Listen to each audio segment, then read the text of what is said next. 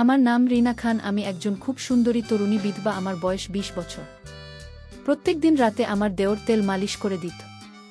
তারপর একদিন আমার পায়ে তেল মালিশ করতে করতে দাও আমার সঙ্গে যা করেছিল সেটা শুনে আপনারাও অবাক হয়ে যাবেন। আমার বয়স যখন ১৭ বছর তখন আমার বাবা মা আমাকে বিয়ে দিয়েছিল। তারপর আমার বিয়ের কয়েক বছর পরেই তো স্বামী মারা যায়। স্বামী মারা যাওয়ার পরে দেওর আমার সঙ্গে থাকত। আসলে আমার যখন ২০ বছর বয়স তখন আমার স্বামীর বয়স ৪০ বছর। আমার বিয়ে একজন বয়স্ক মানুষের সঙ্গে হয়েছিল। আমার স্বামী আমার চাইতে বয়সে অনেক বড় ছিলেন। আমি যেহেতু গরিব পরিবার থেকে এসেছিলাম, তাই আমার বাবা মা ভেবেছিল আমার স্বামীর বয়স অনেক বেশি হলেও সে অনেক সম্পত্তির মালিক ছিল। তাই আমার বাবা মা আমার স্বামীর বয়স দেখে ও সম্পত্তি দেখে আমার তার সঙ্গে দিয়ে দিয়েছিলেন। কিন্তু বিয়ের পরে স্বামীর সঙ্গে কয়েক বছর থাকার পর এই তো আমার স্বামী একদিন হঠাৎ করে মারা যায়। এবং আমার স্বামীর মৃত্যুর কারণটা ছিল তার কিডনি ২টা নষ্ট হওয়া, এমনকি সে তার বন্ধুবান্ধবদের সঙ্গে নিয়ে বাড়ির বাইরে সারা রাত ঘুরে বেড়াত। আমি তো বাড়িতে সারাদিন থেকে নিজের কর্তব্য পালন করতাম। অনেক সময় মনে হতো আমার স্বামী যখন আমার প্রতি কোনো সহনশীলতা বা চাহিদা নেই, তাহলে কেন আমাকে বিয়ে করেছিল? আসলে বিয়ের পরে স্বামী কোনোদিন ভালোবেসে আমার সঙ্গে ২-১টা কথাও বলেনি। বিয়ের প্রথম দিনই তো সে আমাকে একটাই কথা বলেছিল যে, দেখো রিনা, তোমার যত টাকার প্রয়োজন হবে তুমি আলমারির ভেতর থেকে নিয়ে নেবে, এবং তোমার বাইরে থেকে কোনো জিনিসের প্রয়োজন হলে আমাদের বাড়ির চাকর আমিনকে আনতে স্বামী, কিন্তু তুমি নিজের বাড়ির বাইরে যাবে না। আর একটা কথা মনে রাখবে, আমার কাজে কিন্তু কোনোদিনও বাধা দিতে আসবে না, যে আমি কখনো বাড়ির বাইরে যাচ্ছি এবং আমি কখন বাড়িতে ফিরে আসছি। এটা সম্পূর্ণ আমার ব্যক্তিগত ব্যাপার। ওই সময় আমার বয়স যেহেতু কম ছিল, তাই আমি স্বামীর কথার মানে কতটা বুঝতে পারিনি যে সে তো শুধুমাত্র আমার সঙ্গে বিয়ে করে একটা দায়িত্ব পালন করেছিল, কিন্তু আমার স্বামীর তো সংসারের প্রতি কোনো মনোযোগ ছিল না। এমন নয় যে স্বামী আমার সঙ্গে কথা স্বামীকে না, সে আমার সঙ্গে তার প্রয়োজনমাফিক কথা স্বামী, কিন্তু আমি তার অর্ধাঙ্গিনী হয়ে তার কাছ থেকে ভালোবাসা পাওয়ার আশা করেছিলাম। সেটা কখনোই পাইনি এবং ধীরে ধীরে যখন আমি এই জিনিসটা বুঝতে পারি, তখন আমি নিজের বাবা মায়ের সঙ্গে এ ব্যাপারে আলোচনা করেছিলাম যে আমি টাকা পয়সা সুখ তো পেয়েছি, কিন্তু স্বামীর ভালোবাসা সুখ কোনো দিন পাইনি। আমার কথা শুনে বাবা মা আমাকে বুঝিয়ে স্বামীর চেয়ে দেখ মা, ভালোবাসার থেকেও সব চাইতে মূল্যবান হচ্ছে টাকা। কারণ তুই এখানে থেকে দেখেছিস যে আমাদের বাড়িতে কত অভাব ছিল।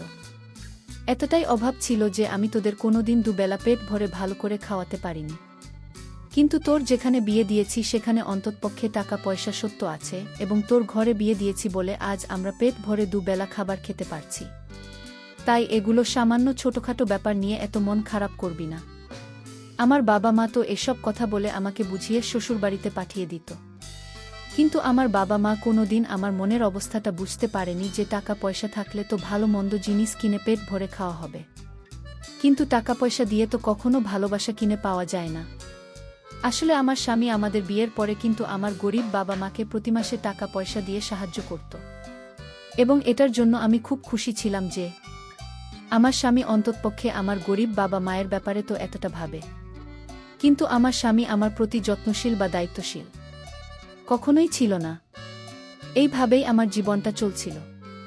আমি ঘরে থেকে আমার দায়িত্ব পালন করতাম, আর আমার স্বামী প্রত্যেক দিন নিজের বন্ধুবান্ধবদের সঙ্গে আড্ডা দিত। এইভাবে কয়েকটা বছর কেটে যাওয়ার পরে যখন আমার স্বামী হঠাৎ করে মারা যায়, তখন আমি কিন্তু সম্পূর্ণভাবে একা হয়ে পড়ি, এবং আমাকে ওই অবস্থায় দেখে আমার দেওর আর বিদেশে যায়নি। আসলে আমার দেওর ছোট থেকেই বাইরে পড়াশোনা করত, কারণ আমার স্বামী খুব ভালো করেই জানেন যে তার ভাই যদি তার কাছে থাকে তাহলে সেও কিন্তু তার মতোই হয়ে যাবে। তাই আমার বোন নিজের ভাইয়ের ভালো ভবিষ্যতের কথা ভেবে তাকে বাইরে রেখেছিল। আর আমার শ্বশুর শাশুড়ি তো অনেক আগেই মারা গিয়েছিল। এদিকে আমার দেওরের বয়স ১৫ বছর হলেও তাকে দেখে তো মনে হতো না যে সে একজন ১৫ বছরের ছেলে।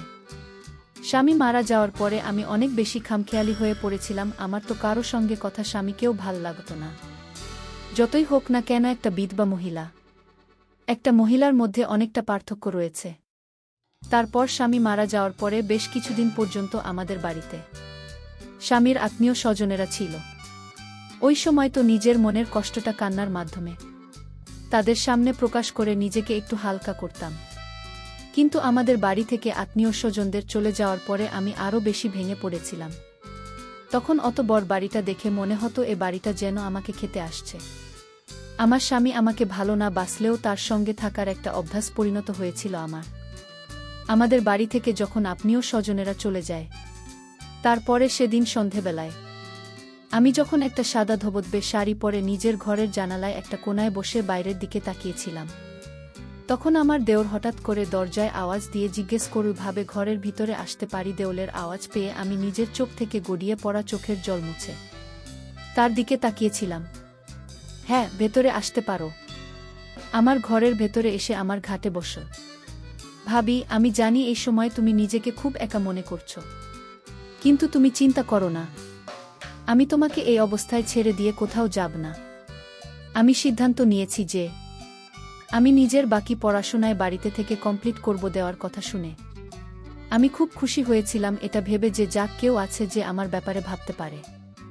এমনকি প্রত্যেক দিন সকালে আমার ঘুম থেকে ওঠার আগেই দেওর আমার ঘরে আসত আমাকে দেখার জন্য যে আমি ঠিক আছি কিনা। এমনকি সে মাঝে মধ্যে আমার জন্য সকাল সকাল চা করে নিয়ে আসত। এমনকি সে যখন ফ্রি থাকত তখন আমার সঙ্গে বসে ঘন্টার পর ঘন্টা গল্প করত, আমাকে হাসানোর চেষ্টা করত। শুধু তাই নয়, যখন আমি অনেক বেশি চিন্তা করতাম তখন আমার মাথায় ব্যথা হলে সে আমার মাথাও মালিশ করে দিত। এমন নয় যে আমি তাকে বাধা দিতাম না, আমি তাকে বাধা দিতাম। তখন সে আমাকে বলতো, ভাবি, তোমার উপরে আমার কোনো অধিকার নেই, আমি কি তোমার একটুখানি সেবা যত্ন করতে পারি না? তখন তার মায়া ভরা কথাগুলো শুনে আমি আর তাকে বাধা দিতে পারতাম না।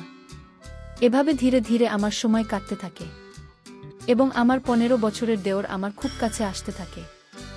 একটা পর্যায়ে এসে আমি যখন খুব ভালোভাবে বুঝতে পারি যে আমার দেওর তো আমার প্রতি খুবই যত্নশীল, তখন কিন্তু আমার ভেতর থেকে ভীষণ ভালো লাগত।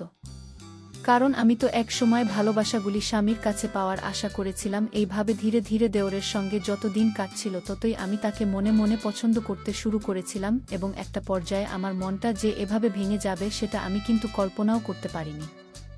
আসলে দোষটা তো আমারই ছিল। আমি একটিবারও এটা ভেবে দেখিনি যে ওর তো আমার চাইতে বয়সে ছোট ছিল, কিন্তু আমি তো তার থেকে বড় ছিলাম। তাহলে আমি কি করে এত ভুল কাজ করতে পেরেছিলাম? দেওর আমার প্রতি ভালোবাসা, শ্রদ্ধা ও যত্ন, এটা কি অন্যরকম ভালোবাসা ছিল, নাকি সে আমাকে সত্যিই তার দাদার বিধবা মনে করে আমার খেয়াল রাখত? আমি তো সেটাই বুঝতে পারিনি যে ও যখন আমার খাওয়া দাওয়া থেকে শুরু করে আমার শরীরের খেয়াল রাখা পর্যন্ত যত্ন করত, তখন তো আমি তাকে অন্যরকমভাবে দেখতে শুরু করেছিলাম এবং তার প্রতি আমার মনের আশা আরও বেশি বাড়তে থাকে। স্বামী মারা যাওয়ার পরে দুশ্চিন্তার কারণে আমাকে প্রত্যেক দিন ওষুধ খেতে হতো এবং সে ওষুধটাও আমার দেওর আমাকে হাতে ধরে খাইয়ে দিত।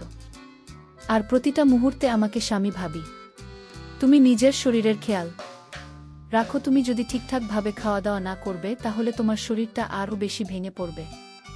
এবং দাদাকে তো আমি হারিয়ে ফেলেছি, তাই আমি তোমাকে কোনোমতে হারাতে চাই না। দেওয়ালের মুখ থেকে এত ভালো ভালো কথা শুনে আমি তো তাকে অন্য কিছুই ভাবতে শুরু করেছিলাম এবং ধীরে ধীরে ওকে দেখে আমার মনের মধ্যে যে অনুভূতিটা হতো সেটা তো ভালোবাসার দিকে গড়িয়ে যাচ্ছিল। ধীরে ধীরে আমি তাকে ভালোবাসতে শুরু করেছিলাম। এমনকি এইভাবে প্রায় 3-4 মাস কেটে যাওয়ার পরে আমি নিজেকে আমার 15 বছরের জন্য আবার নতুন করে সাজাতে শুরু করেছিলাম। আসলে আমার স্বামী তো আগে কোনোদিন আমার প্রতি এতটা ভালোবাসা ও যত্ন শ্রদ্ধা দেখায়নি, তাই দেওরের কাছে এত বেশি যত্ন পেয়ে আমি তাকে মনে মনে অনেক বেশি ভালোবাসতে শুরু করে দিয়েছিলাম।